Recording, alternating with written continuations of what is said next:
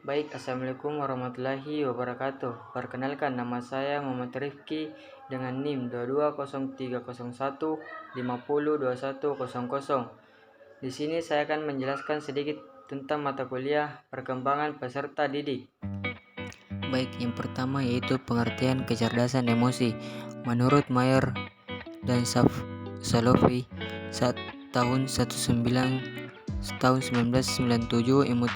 emotional intelligence atau yang biasa dikenal dengan kecerdasan emosi adalah kemampuan individu untuk mengikut sertakan emosi sehingga memudahkan ia dalam melakukan proses berpikir. Kemampuan individu untuk memahami emosi dan pengetahuan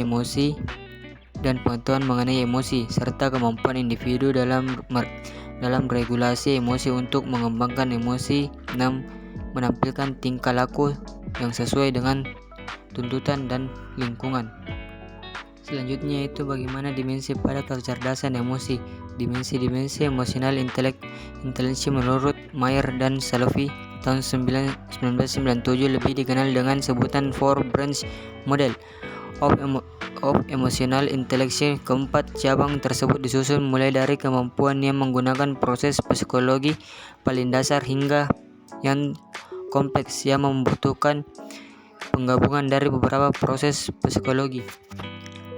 Selanjutnya itu persepsi emosi, emotional perception. Cabang pertama dari emotional intelligence dititik beratkan pada persepsi emosi, yaitu kemampuan individu untuk mengidentifikasi emosi secara akurat. Sejak bayi sampai dengan awal masa kanak-kanak, anak mulai belajar untuk mengidentifikasi serta membedakan emosi yang dirasakan oleh diri sendiri dan orang lain. Selanjutnya yaitu integrasi emosi, emotional integration. Cabang kedua dari emotional intelligence adalah interaksi emosi yang menitik beratkan peran emosi dalam menghadapi masalah yang berkenaan dengan sistem kognisi. Emosi bertindak sebagai suatu sistem yang memberikan tanda atau sinyal tertentu sejak lahir. Semakin matang, sinyal-sinyal tersebut mulai dapat dimanfaatkan dalam aktivitas kognisi, yaitu dengan cara mengarahkan perhatian individu pada hal-hal yang penting. Selanjutnya yaitu pemahaman emosi. Cabang ketiga dari emotional intelligence adalah pemahaman emosi yang menitik beratkan pada kemampuan individu untuk memahami emosi yang dirasakan serta bagaimana penerapannya di dalam kehidupan sehari-hari. Setelah individu menyadari emosi yang dirasakan, ia mulai untuk memberi nama dan menyadari hubungan yang terjadi di antara emosi-emosi yang telah ia beri nama. Selanjutnya itu pengaturan emosi. Cabang keempat dari emotional intelligence adalah pengaturan emosi yang menitik beratkan pada kemampuan individu dalam meregulasi emosi yang dirasakan. Individu diharapkan terbuka dan memiliki toleransi pada reaksi emosi yang timbul, baik reaksi emosi yang menyenangkan maupun yang tidak menyenangkan. Hal ini dapat menjadi pembelajaran untuk dapat melakukan regulasi ketika emosi merasakan sensasi emosi yang sama dalam suatu situasi tertentu. Pada pertumbuhannya, dua orang mengajarkan anak untuk tidak mengekspresikan perasaan tertentu. Misalnya mengajarkan anak untuk tetap dapat tersenyum di depan umum ketika ia merasakan sedih.